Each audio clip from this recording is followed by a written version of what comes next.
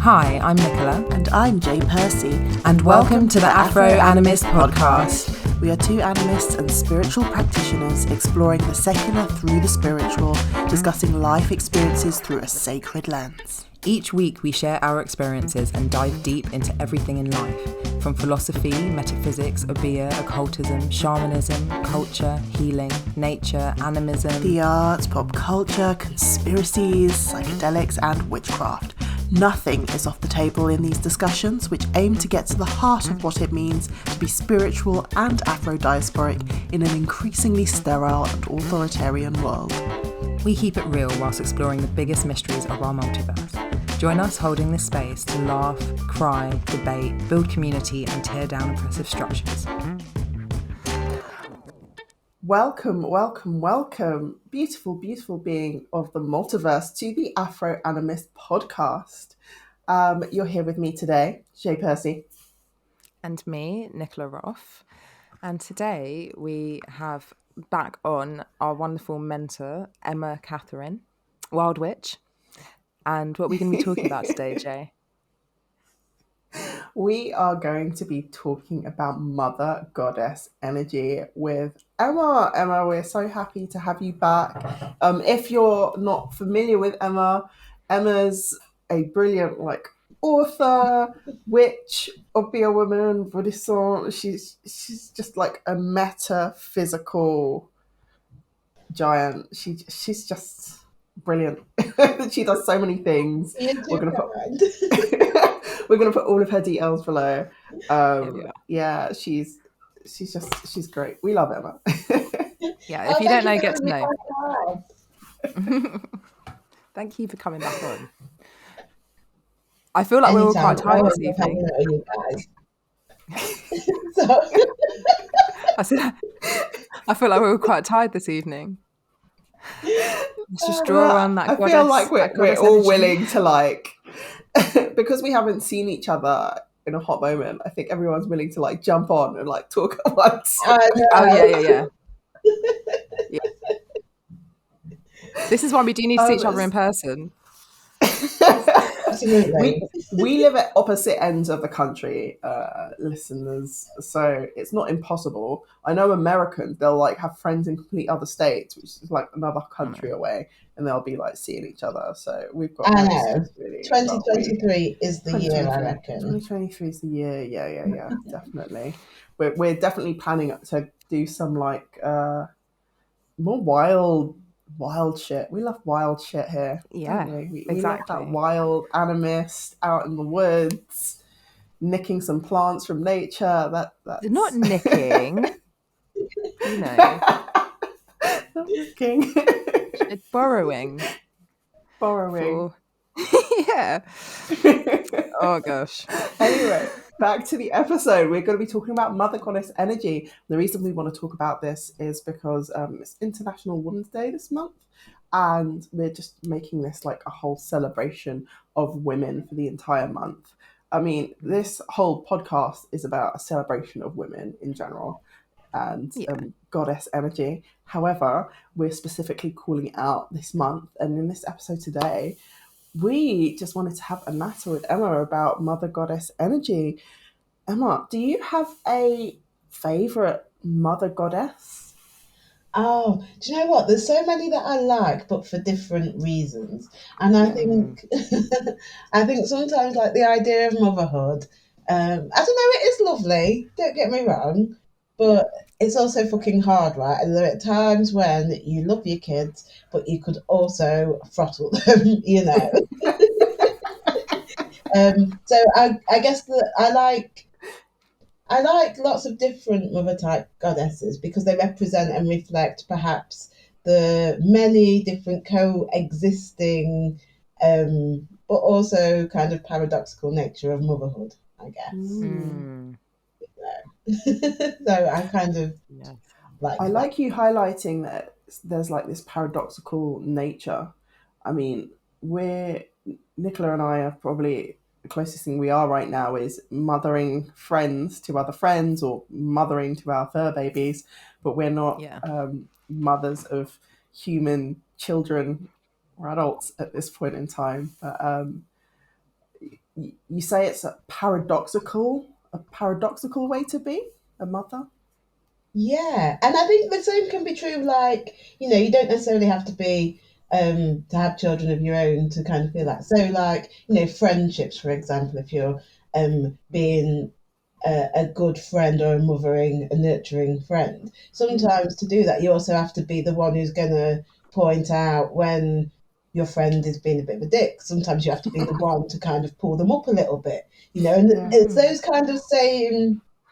Um, and I think sometimes the mark of being a true friend is you can perhaps say if your true friend's done something to maybe piss you off or that's not quite them, and you can say to them, look, I didn't like this because of X, Y, and Z. This is how I felt. And then you'd like to think that your good friend would be, I'm so sorry, I didn't understand that, da da da, and it's all good. I think sometimes in a lot of friendships that perhaps aren't that deep, when if somebody tries to do that, there can be a lot of defensiveness, and sometimes, so sometimes it can be not as easy to be a good nurturing friend or a mother type figure to somebody, despite all the good stuff that comes with that too.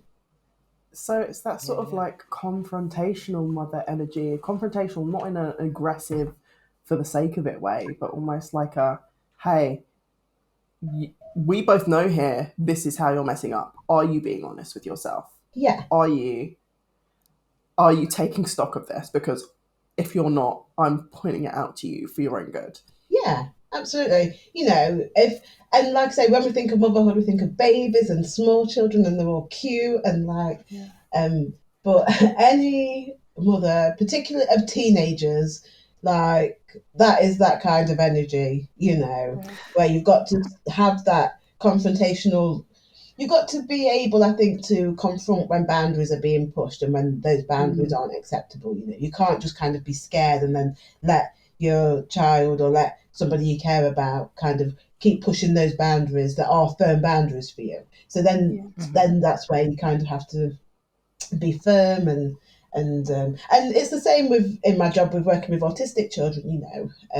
We have to have firm boundaries that sometimes people push against, but actually those firm boundaries are also a safety net for them because it's something that's always constant and something that's always there. So I think sometimes in relation to deity types, and when we think about this, they can often come across as quite harsh or quite brash or so for instance, if you think of Maman Brigitte in Haitian and New Orleans voodoo, for example, perhaps not someone you might necessarily associate with that kind of motherhood type, but actually the Gide, the death flower, are also associated with fertility and rebirth. And, it's that kind of harsh energy that you sometimes need to bring and need to have to kind of, pull people through the hard times, I guess. Yeah, It's so I interesting completely see hearing. that. Yeah, it's so interesting, like you the way you're describing it, because it just makes me think of so many things. Like actually, a lot of goddesses who aren't, like you're saying, aren't necessarily obviously linked with like fertility, for example, or motherhood. But one that comes to mind for me is Sekhmet. I used to do quite a lot of work with her, and if you read her stories and stuff, it isn't really about motherhood or anything like that, but there is something that she brings, that she has, like this kind of firmness that you just need to have. Like, so that boundary is there, exactly where it is. So it's safe to kind of push it.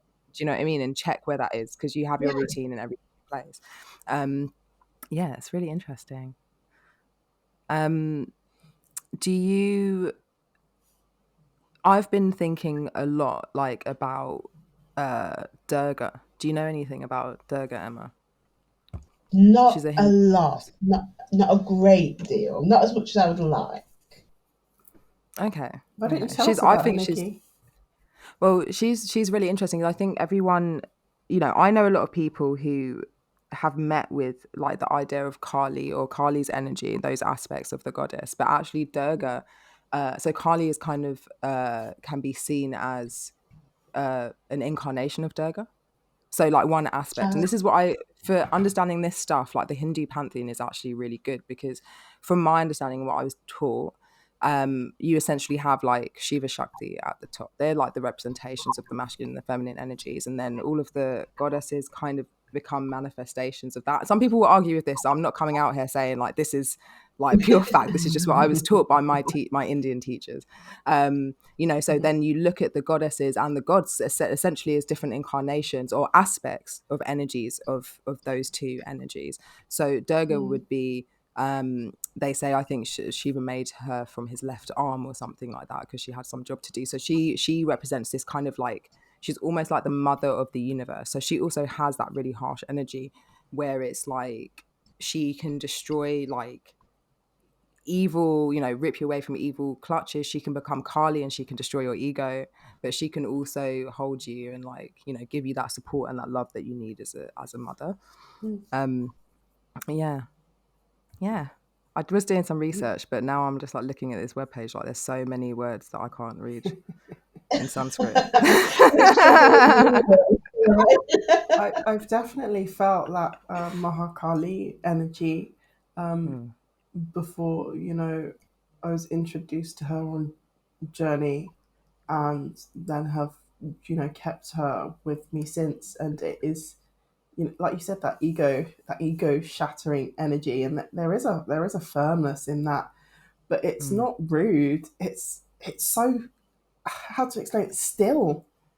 It's like if someone was just come up to you and say, are you aware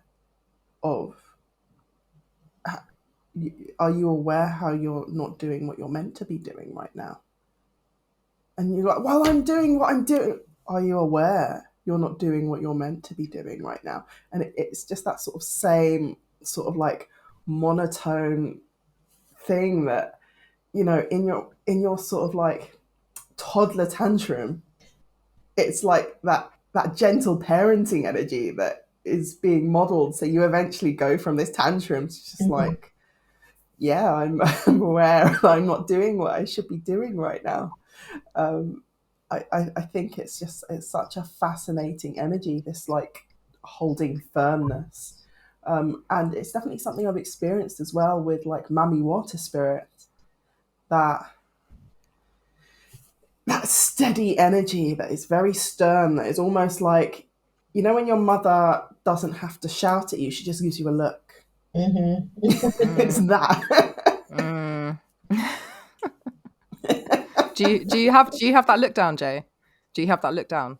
Is it ready? I don't think I do. I try and do it on the cat, and then babe, doesn't work on the cat. Who knows? Will it work on a human? My one works on my dog. Like, but I have been practicing since I was 5. Yeah. You got to have the screw face down.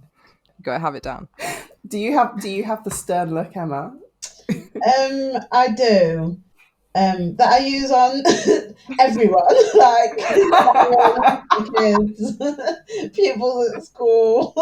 And it's almost just that, like, your face goes expressionless and you just look through them. And I say, it's one that's reserved for when someone's being a bit of a twat,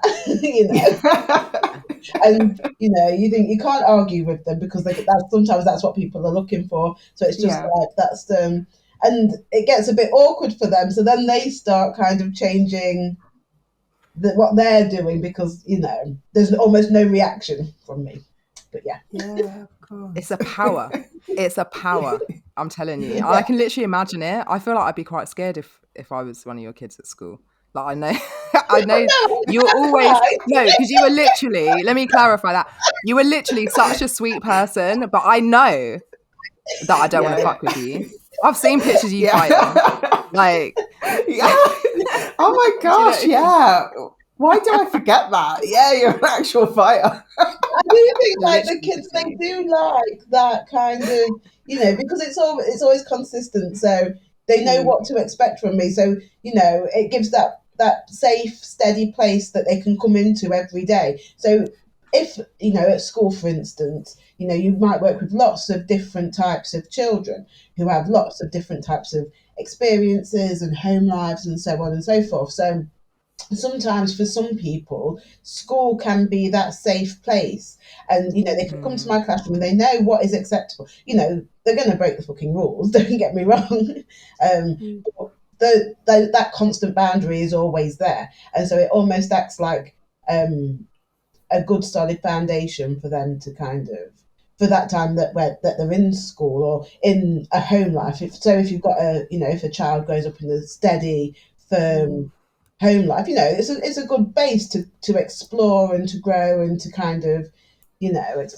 grow into a well-rounded person. And I think it's, sometimes that goddess energy is all of those aspects. And I think sometimes I like lots of different goddesses because each of them kind of seem to perhaps sum up a different part of that.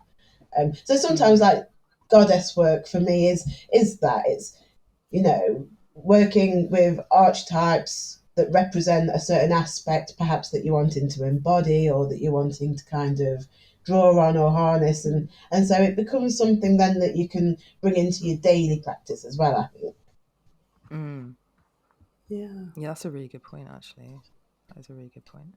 And I think that's what I love about talking about stuff like this. Like, in all of my studies and stuff, for me, we say goddess and we say God and we say masculine, feminine, all those kind of things. But for me, they are just like, I understand it by these things all being representations of the energies that we have, all the potentials of the energies of who we are, how we are, like we're talking about mothers and all the potentials of how that can look and be. And so, I actually love thinking about like just the, our mythological pantheon of gods across the world as that. Like I see them all as just like aspects of energy that you want to tap into. I think that's a really good thing to remember, especially when we are using words like mother and goddess, because they can feel quite limited, but then they're not. It's all encompassing. Like, what is the? Yeah, I think that's a really good point. I think entering these conversations with good faith, nuance, and understanding, I think, go a long way. Because sometimes I feel like the conversation generally around a lot of occult stuff or witchy stuff gets bogged down in explaining what you mean by a particular label, because labels by their very nature are restrictive. And I always say that once you kind of start to label something, it ceases to be everything. That label just doesn't do everything that thing is justice. So 100%. Yeah, because it's a feeling. It's a tangible feeling, and as much as you can give words to the feelings that you have in you, or if you're sat down at your like altar trying to tap into these different energies, there's no words you can put on it. And to prove it, there are like millions of books out there writing about the same topic, because no one can quite, everyone needs to put together towards to talk about these feelings that we feel, because they're just so expansive. You could write for an eternity about these things. Yeah, and I think, when you work with deities as well, and I think this is particularly highlighted when you look at those deities that represent motherhood. I just think it's so vast and so wide that you need all of those different deities to kind of draw understanding and nuance. And I think our own individual lives, they're so highly individual that, of course, how we interact with any type of energy then becomes unique and individual. So, one person's journey with one particular goddess is going to be very different to the next person's, because we bring with us all of our own baggage and all of our own understandings into that as well. So, it just makes it really, I just think it's really interesting. It opens up different pathways and avenues and can give you different ways of looking at, I don't know, sometimes I went through a bit of a point in my journey early on. You just seem a bit fed up with the maiden mother crone trope, because for a while all you see is this kind of two-dimensional, this is this, that is that. So I feel like having these conversations really allows you to explore different deities in a way that perhaps you didn't or wouldn't have before, Yeah.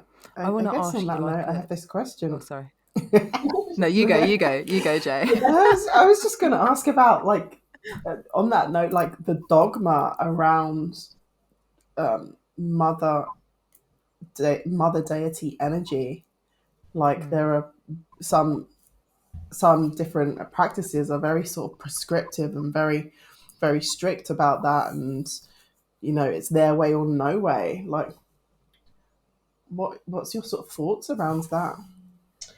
I don't know. I guess it's kind of twofold, and I think if for example I don't know. I guess, like, if you go to church and there's all of those different branches of Christianity, and perhaps you choose one that most aligns with what you feel, And I feel like sometimes it's the same with occult traditions or pagan traditions. You go into, so for example, if you were to follow a particular branch of Wicca, for example, do you get, you become initiated, and then I feel when you do that, there's almost a public side and a private side. So in your public side, by joining and aligning with that particular group and that particular tradition, you're saying, actually, I agree with these morals, with these thoughts and ideas. There's something that resonate with me.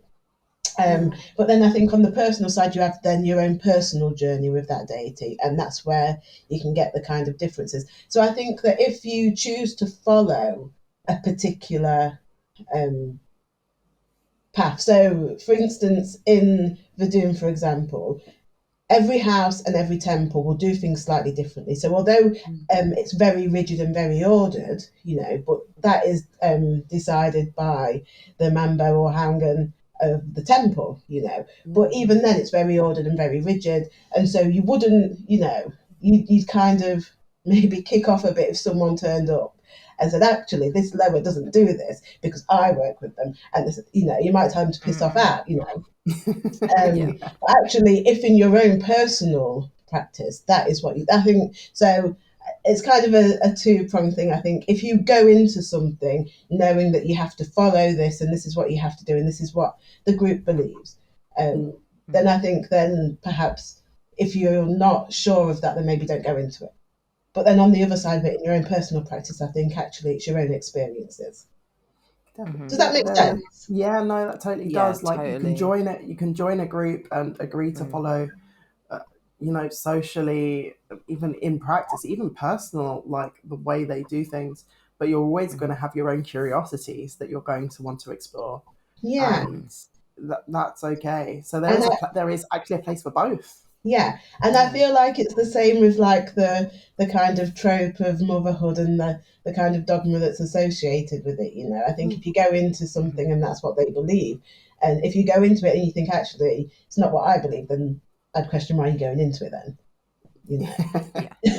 But if on the other hand it's your own personal practice and it's based on experience and actually putting in the graft and all of that stuff, That I just think that's a really important point to make. Like, don't join a group if your whole point is that you like want to change the group. Like, whatever. You see this so much though, and like especially like because I've definitely been in my life like I felt like I get to points in groups that I'm in where I'm like, okay, this is it now. I can't. Do you know what I mean? Then you have to kind of move on out and move on up in your own way. And I think it's actually, some people find something, a group that makes complete and utter sense for them, and that it feels good for them to be part of that for their entire life. But for some other people, it's it is about kind of seeking out what makes sense to you. I wanted to ask you like a really out there witchy question, but now I can't fully think of what it was. So let me just try and grab something from the ether. So, Emma, do you have like an experience of a mother deity that you've had in your practice that has been like profound? Does that make sense? Well, yeah. Well, I don't know if you can kind of count this as something. Now, I don't consider myself to be psychic or any of the clairs at all. What? In the traditional sense of them. Like Okay. in the traditional sense of them. But there was one time, so I had this, it's going to sound really weird, and I don't talk about this stuff quite often, but I had this dream one time, and it was one of those, like, I'm the kind of person that will have a dream about Darren cheating, and I'll wake up mad. I'll be like, in my dream. Yeah. What do you think you were doing? So I'm used to dreams where, you wake up and you feel a bit kind of different or like, weirded out by your dream. But this was kind of different. It was more profound, and it happened around the time where, so when I first started with Badoon, I was just working solely with Papa Legba under the guidance of my mentor. And that was it. Just because for me, it was just like easy just to concentrate on that because it's massive, right? It takes fucking ages to learn this. It's so different because, there's certain things that you have to learn. So anyway, so I was only working with Papa Legba. And that was it. And I was quite content just to do that. It suited me and it was fine and things, it was good. And then I had this like really weird dream. And like, I'm used to like creepy dreams and nightmares. Like when I was growing up, I used to have like lots of recurring dreams. So one of them was like a wardrobe used to grow legs and arms. But every night, the arms and legs would have grown a little bit more until it could like chase me and grab me. Oh my God, that's so fucking freaky. Oh my God, that's horrible. How did you sleep? I'd have been terrified of going to sleep. Weird. And then I used to have another one so I'd be walking down the stairs and like I used to have this like nursery rhyme book. And it was like the old-fashioned, I don't know if you know what I mean, but the old-fashioned illustrations, and they were so beautiful. And on one of them, there was like, the book started, and on the first cover page, there's a little illustration of a little cute munchkin-type child on top of a toadstool. And it was so cute. Yeah. Anyway, so this dream always used to start like that picture. And I would be coming down the stairs in my house. It'd be like, just woke up in the morning, coming downstairs in my pajamas, and I could see in the living room. So the living room door would be open, and the angle I was coming down, I could see like my mum's legs, my dad's legs, and sitting on the sofa waiting for me. But as I got halfway down the stairs, like the typical fairy tale wolf would jump out and chase me, and the dream would always end with my family's arms outstretched and mine outstretched them with the wolf like. It was like I used to have that all the time as well. So like weird dreams have always been quite normal for me. But this dream, I don't know, it was dead weird. And it started where I was in this corridor and it was like a really gothic type hotel. Like a creepy hotel corridor with like lamps on the wall and just doors that wouldn't open, and like I'm being chased down it. And I could hear this, and I just knew that if he was going to catch me, he was going to kill me, and it wouldn't be good. So there's no escape, and all these doors are locked. And then all of a sudden, this door opens, and I go in, but it's pitch black. And then there's this woman there, and she had black hair, and I don't know if she was white or if her face was painted white. I didn't really see her much, and she had these long claws, and she was fucking terrifying. Like I was more scared of her than I was of this guy. But at the same time, there was almost like a reassuring presence. And she just said, "Come in, it's okay." And for some reason, I don't know who it was, but I called her Mama. And then she went out and killed the guy. And then I woke up like crying. It was so surreal and weird. Maman, and then after that, I was talking to my mentor about it, and then they suggested maybe we start working with Maman Brigitte then. So that's when I started also working with her. So that, I don't know if that counts, but... It's funny. The first thing I thought when you said that was Maman Brigitte. That was the first thing I thought. Yeah, it's like, wow. Cool in. Wow. This is exactly what I meant. I literally wanted a story like that. Yeah. Yeah. But that wardrobe story, even my sister still mocks me about it now. The one with the furry arms and legs. I mean, that is freaky. I had such a strong visual of that I wish you hadn't told me, because I feel like I might dream of that tonight. See it tonight. That kind of weird shit. We're gonna see it tonight. It was like one of those old antique armoire type wardrobes. Yeah, that's exactly what I'm seeing. That's okay. I can see it. That's okay. Thank you. I can see it. It's fine. You didn't need to do that. I know it's an armoire. You didn't even need to say I knew it was an armoire. I'm on my own tonight. There's going to be no one to hug me when I wake up screaming. So one of you is going to get a call at 3 a.m. Have your phone on.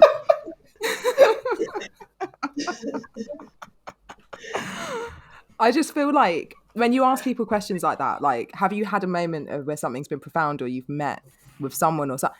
almost every single time people go, yeah, I'll tell you this story, and the story is fucking like mind blowing. Do you know what I mean? It's like, yes. Because I can see the figure in the door. I just see what she looks like. And she was You literally see terrifying it. as well. It wasn't like, and this is what I mean about the mother energy type. You know, it's not always that loving, gentle energy. She was fierce, you know. Yeah. But still, that it was still like a maternal type of energy. But you know, Why do you think it can be so hard for us to give space for this more fierce mother energy? I think, I don't know, I think maybe societal norms, you know. I think if you look at motherhood, like so many mums, even not just celebrities either, so many mums feel pressured to kind of have the perfect pregnancy and then the perfect birth and then the perfect experience and then the perfect mother. But like those early days, motherhood is hard, you know. It's such a change in your experiences.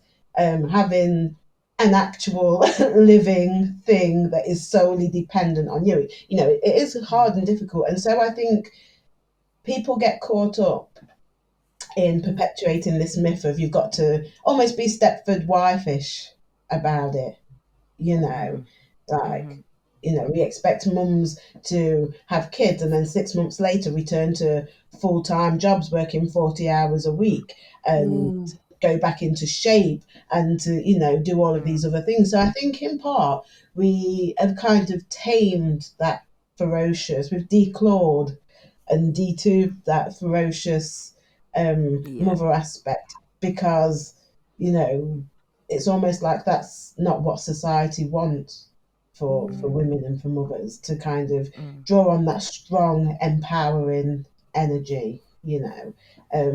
I don't know, that's maybe my own personal thoughts. But no, I think that makes complete sense. That's how I feel about it as well. Like, I genuinely, feel like that. Like, there's this idea of what a woman should be, what the feminine should be, what a mother should be. And the reality is, I don't know a single woman, mother, whatever, who is that that representation of what we're told. Like, we're human beings. Do you know what I mean? And actually, that place that you're talking about, that place of like firmness and strength, is, in my opinion, I feel like, not that I'm a mother, but I feel like one of the most important aspects of parenting, like being able to enforce those really firm boundaries and have your kids and like people you're looking after not push that, and also understand, like, that's the whole thing about a mother, right? They're teaching you how to be a human, so you need to be able to have all those places. Oh, my that's boyfriend's it. gonna listen to this and be like, why is she always talking about babies?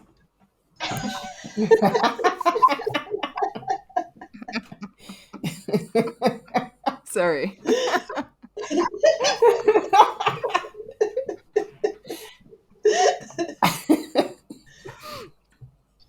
You're allowed to talk about babies. It's it's your goddess given right to talk about babies. I'm manifesting a baby right now. I'm manifesting a baby. I was saying to our guest the other day, because we had another lady called Aisha, and we were talking about like womanhood, and I was saying to her, like, I had my big cousin just like call me the other day and just kind of like, she just went, so are you having a baby soon? And I went, I don't know. And she went, well, I've seen a baby for you, by the way, you need to think about this because it's fucking hard. And she just literally listed everything like that is hard and bad, and like, and then went, but when you're ready to do it, I'm going to be there for you, Nikki. So just you make sure you let me know whatever you need. I'm going to be there. And I had to respect her for it. I was like, at least you're giving me the real deal. Like, yeah. No, yeah. But like I work with, like, I've got a friend, and she's single, but you know, she feels like she's getting to an age where she's considering, like, she wants, you know, families, but she's single and all of the things that come with that. And a lot of that again is societal pressure. You know, you've got to have this by this age and that by that age and so on and so forth. And it is difficult, you know. Like, I had another friend as well, and she was adamant that she doesn't want, and she still doesn't have children, you know. She's always been adamant that she's never wanted children, and yet, like, the amount of backlash she gets from that, from people saying, well, you won't know until you have them, that, and you just think, oh, for God's sake, leave the woman alone, let her make her own. Yeah. But yet, she's got nephews and nieces that she's, I would say she's a mother type figure to them. If you think about your own aunts, and I don't know, maybe it's different, but like on my dad's side, when I think about my Jamaican aunties, they're almost like second mothers, so there's it goes back to like different ways of being mothering.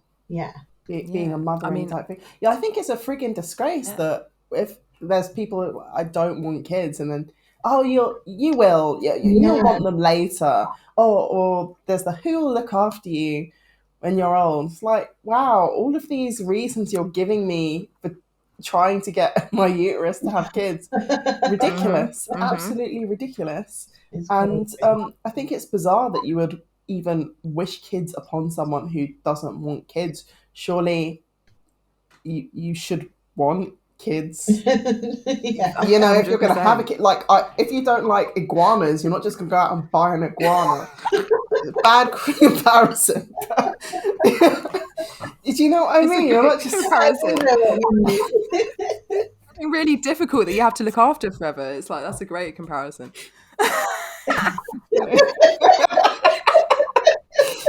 You heard it here first, guys. Iguanas and babies. See, like Jay and I normally record at like 10, 11 in the morning, and then a little bit in the afternoon. I feel like this being past 5 o'clock means that we're kind of tripping. Like, what are we even talking about? Jay, I want to ask you the same question that I asked Emma. Do you have, I mean, I know you do, a profound meeting with a goddess energy? I definitely do. I've had a couple. For me, it's the Maha, and it's the Mami Wata spirit energies again, that I've had in contact with. With Maha, it was on a journey where I, being quite honest, it was a mushroom journey, and it just wasn't kicking in for me. It just wasn't kicking in at all. The other people in the room who were on the journey as well, it kicked in for them a good, I think, half an hour before.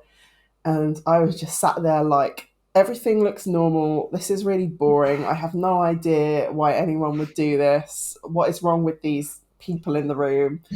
Crazy. They're like dancing and like looking at the artwork and like big-eyed. And I'm sat there just like, this isn't happening. And then I hear this, it was mad. And then I heard this voice where it was like, you're going to need to put your hands together. I'm like, what? It was like, you're going to need to put your hands together. Like, how? And it had shown me a very specific mudra. I can't even remember it now. The Mahakali mudra? That one? I'm not sure. So you put your hands together like that and bring it to your third eye. So it's told me to do this. So I've done that.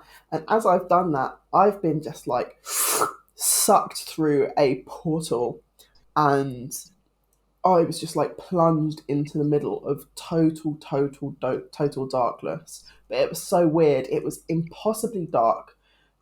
When you put your hand out in front of you, you couldn't see it, but you definitely could. And then when you went to reach for a star, it was impossibly, it was close. It was like right there. But somehow as you reached for it, it was like light years away. Like you'll never be able to reach it. And it was like boiling hot, but freezing cold. This place was just like an oxymoron of a place.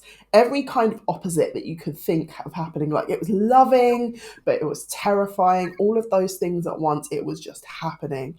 So I'm there probably in a blanket. I think at some point I remember holding like onto a candle. I was like in a blanket, in a candle. And everyone, the other people in the room were like, she okay? Because of course I've gone from you people are crazy to like, like channeling this thing with like, and I hear this voice, and I've sort of asked her like, who are you? and I felt it was a her. I don't know how to explain it. I felt it was a her. She goes, you know why you're here. You know who I am. I'm like, I know who you are. Yeah. Why am I here? Well, you know exactly why you're here. Yeah, you're right. I do know why I'm here. And we got into this sort of conversation where I'd asked her some more questions about myself. Everything was just kind of a riddle response, but very much telling me, like, you know exactly all of this stuff. Why are you asking me? You know I'm always here alongside you. So why are you like asking these questions when just be the answers? That was the sort of attitude I got. And that was just very, very weird. And I'd asked, she sort of alluded to the point that, we brought you here because, you weren't really ready to be here. However, we needed to show you um, that you should be here. Who's we? We need to show you that you should be here, but you're gonna have to go now. But remember, I'm here, I'm always here. It's like, wait, I have so many questions, and as I'm asking, I have so many questions. She's kind of like sucks me back out of the portal, and I'm back in the room, and I'm like crying. I'm in the thing. Somehow I'm not doing the mudra anymore. A candle in my hand, I'm rocking, I'm cold. So like, this is so beautiful. She's just held me so well. I then put the candle down, and I've had this whole, like, the whole of my body just decided to start squirming. And the only way I can describe it is I could, like, in my mind's eye, see this like snake unfurling from the bottom of my spine, and then just wrapping around me, and then going up through the top of my head, and then like a light at the top just explodes, like a light bulb shattering, and I'm back in the room. It's like now I can see the things on the walls moving, but it's only if I really stare at it. But if I just like loosen my gaze, it's back to a normal room. So all of that's happening. So at this point in time, I had no idea what any of these symbols had meant. But of course, we have handy Google in the 21st century. So I've Googled the hand mudra, which I wasn't familiar with mudras before. After this, I went deep diving into mudras. It was the Maha mudra. And then I started to go into research with Maha and certain sects that venerate her. They say that she comes with a snake. And this snake is supposed to represent, Kundalini awakening. I think once again, Nicola, going back to what you said earlier, different sects are going to have different arguments as to what represents and what doesn't. But as I've sort of uncovered this information, I have this in my mind's eye saying, right, you found me. You knew exactly who I was. You found me. And the next instruction was, you know what to do next. So she's been with me since.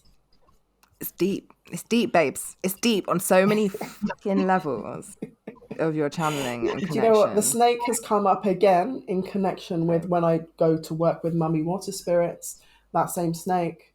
So when I think of Maha and Mami Wata, even though they're completely different pantheons and they're like worlds apart, I think they're, if we're talking in Kybalion speak, they're degrees of the same thing. Can I share something with you about your journey? Okay, so obviously, like the Kali Mudra is for channeling through what they call the Sushumna Nadi, which is your central channel down your spine, right? So in like, Vedic practices, they believe, and I mean, you see it through loads of things, that essentially, if you think about the human body, you have a central channel that kind of runs through your spinal column, and then you have I think it's Ida and Pingala, which are the left and right snakes. So they start at the root chakra, and then they come up and they cross through each chakras across the spine like that, and then they land in the head at that point of your pineal gland, where you then get the amrit or the nectar of enlightenment, right? So the Kali Mudra is specifically for channeling this energy through the Sushumna Nadi, so through the central channel, to create the Kundalini rise. And having an experience of a light, kind of, you know, that going off in your head, that sounds like you did experience like a proper Kundalini rise. It's just like, this is why I love talking about things like this, because we have these experiences, and sometimes when you're in a room with a little fucking blanket on you and a candle and you're rocking in the corner and asking, why are you doing this crazy shit? Like, it can feel like it is just crazy shit. But it's like, it's just beautiful. It's like the places that you connect. And I feel like, you know, there are so many aspects that we're talking about, so many aspects of these things. Sometimes when these things come to you, it's really important to kind of pay attention to what they are and what they're saying. And I feel like when it comes so easily like that, like, you don't know, you're not Indian, you're not Hindu, like, you're literally a girl from East London and Kali's coming to you like in a very specific way. I just, yeah, it's poignant, man. I think it's fucking beautiful. Yeah. I like I said, I hadn't that wasn't, I've always, yeah, if you've listened to this, you'll know I've always been into spiritual witchy stuff. My bag was the Afro diasporic stuff. It was the British stuff. You know, things that make up my everyday experience. I'm Afro Caribbean. I'm British, so that was my study of my field of study. It would have been a bit of Greek stuff because, you know, I love mythology. So, but the whole Hindu pantheon, that never touched before. So for the fact that it did come to me in such a way was very much like, yeah, this is, I'm on my path, and yeah, everything else has sort of come pretty easily since then. Nah, I think mother goddess energy. It's such a fascinating thing because it is so multifaceted, and because there's just so many different ways it can hit you. I mean, if we're like comparing, I mean, we should not comparing in the traditional sense of comparing experiences, but now between the stories between Emma and myself, that's just different mother energies that are all, you know, that it's the same place. It comes from the same place. Yeah, and when I think about that time in my life when that dream kind of happened, you know, it's lots of different things, and like how, and you know, you kind of try and analyze, well, okay, what did that part represent? And I think about what was I running from, what was I afraid of, and I think, you know, it can just be lots of different things in our everyday lives that sometimes I just think it's a wake up call to us that we're not doing what we're meant to be doing at that particular time. And sometimes the reason for that is fear. And that fear can stem from multiple different places, you know. For me, I think like it was before like the writing and before my career change. So like I worked in retail management for about 16 years, which is just shockingly awful. Um,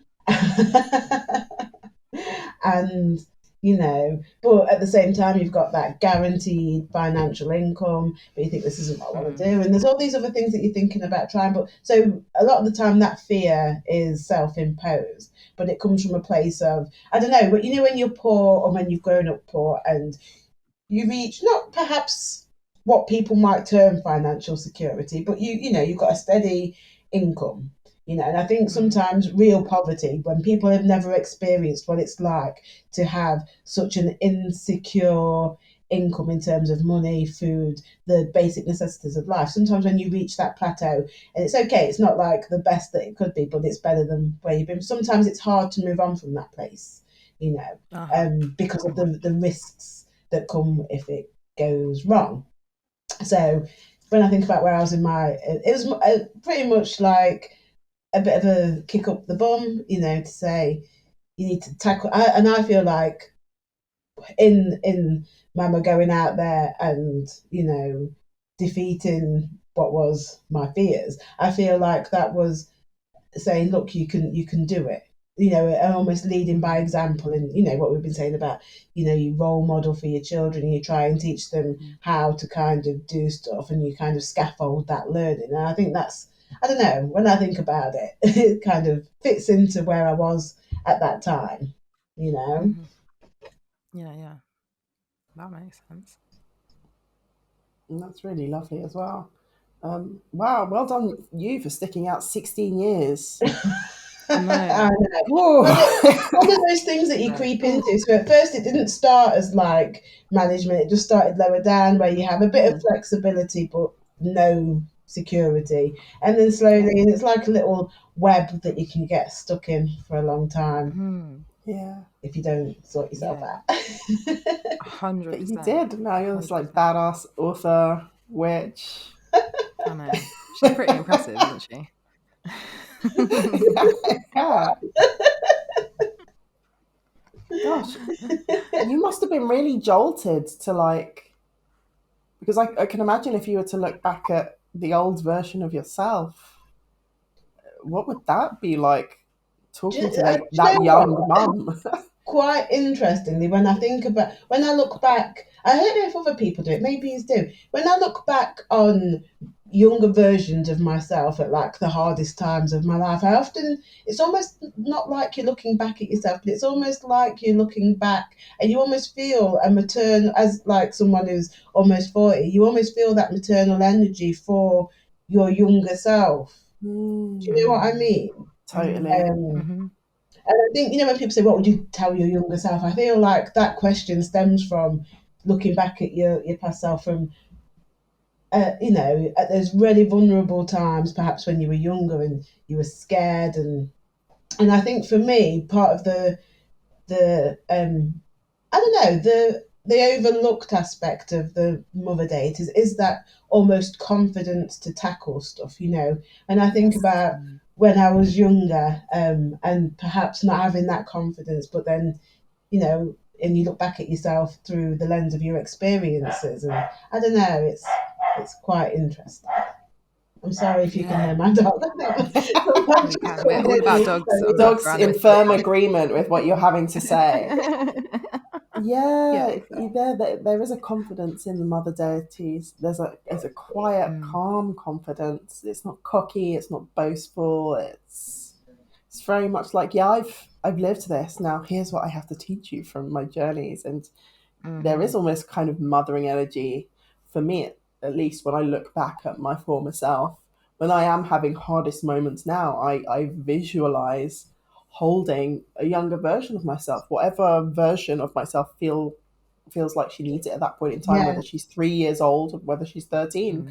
I visually sit her on my lap and I give her like a big hug, because that's what she needs. She needs the love of a loving mother at that point in time. Absolutely. That's beautiful. Bringing out that inner child work. We'll need to talk about that at some point, won't we? I think you should say your line, Jay, that you say. Well, I think now is as good a time as any to bring this episode to a close. Emma, tell us a bit about what you've got coming up next. Tell everyone where they can find you. Tell everyone about your wonderful books where there are lovely tales about all things witchcraft and animism. Go for it. Plug yourself. I'm just going to hold this here. So you can find me on all of the socials. It's Emma Kathryn Wild Witch across all of them, or some version of that.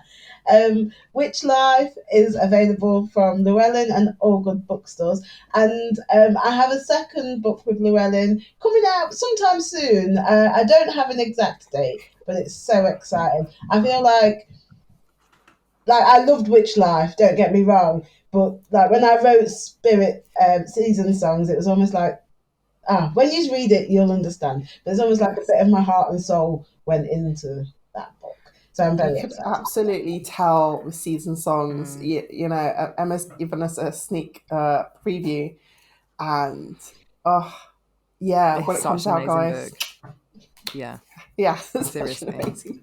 Everyone is getting that for Christmas, whether they're a witch or not, in my family. It's such a beautiful book. But thank you so much for joining us today. Thank you for having me. I had such a good time. I always have a good time with you guys. I know. Well, we're going to get you back on really soon. You're basically co-host number 3. So get used to it. And yes, check out Emma's podcast. Yes, check out Emma's Emma! I know. Emma! I'm so crap at this Wild Witch podcast on Spotify, Anchor, and lots of other places too. But they're just, what I like about that one, they're really short episodes. So, you know, because I like listening to podcasts if I've got like 10 minutes on the go. So it's, you know, something that you can just dip in and out of. Lovely. Yeah, I loved it. I Lovely. listened to all of them, like, I think on like one dog walk, and it was just like beautiful bite-sized chunks of information. I just felt so, yeah, it was perfect. So definitely check that out, guys. Like, if you like us, you will love that. Seriously. Yeah, honestly. Okay. Well, I've been Jay Percy. And I'm Nicola Roth. And thank you, Emma. I guess we'll see you guys next week. Next week. Ciao.